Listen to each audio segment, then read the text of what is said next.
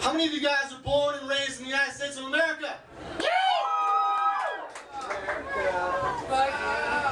How many of you guys have parents or grandparents or great-grandparents or whatever who were not born and raised in the United States of America? I can't tell the difference between those two noises, but I'm just going to assume that the second one was louder. Yeah, this is a country of immigrants, and I think that's important to remember, especially in these times. Here's a poem for our ancestors.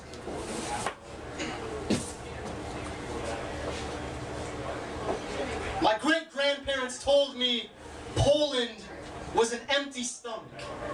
It was a growl, a low rumbling sound that they could never get out of their heads, even half a world away. And so my Jadek, my grandfather, grew up drunk, learned to speak English, cheated on his wife, and ran the family business into the ground. But the worst thing he ever did was to change our name so it growled a little less, so it sounded a little more American. And I cannot blame him. An entire herd of first-generation Americans did the same. Like trapped dogs gnawing off our own limbs, we left our polka dance trapped in the steel jaws of the boats. The stars and the stripes came to us as a wicked anesthetic, and in our sleep we forgot how to growl. And now, 2 generations later, I only know 7 words in my family's language, and 5 of them are curses. We've got no culture to speak of.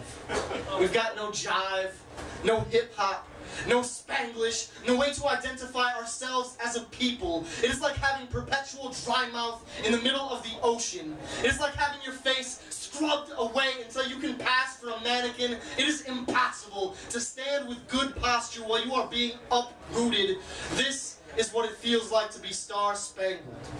This is what it feels like to be Polish in America, to be Hungarian, Slovakian, Romanian in America. This is what it feels like to drown in whitewash, to feel your lungs filled to the brim with bleach. I would rather return to the empty stomach of Polish peasantry than eat from this melting pot.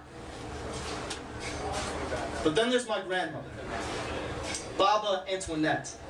Trafficker of vodka during Prohibition, trafficker of prayers when I turned my back on God, trafficker of little Polish words to my American ears. She showed me photographs of home, taught me to play dice. She whispered folk stories in the hush she learned from speakeasies, and to this day, the manliest I have ever felt is when she taught me polka steps in our living room. I was 5, all dressed up and hopping around the house to the smiling growl of an accordion. Baba saved me. And like a good Polish Catholic, she never left her cheating husband. She taught me fidelity, devotion to an ideal even after it has been massacred. She taught me Poland. The last time she spoke to me of the homeland, she said, "It's like a crucifix.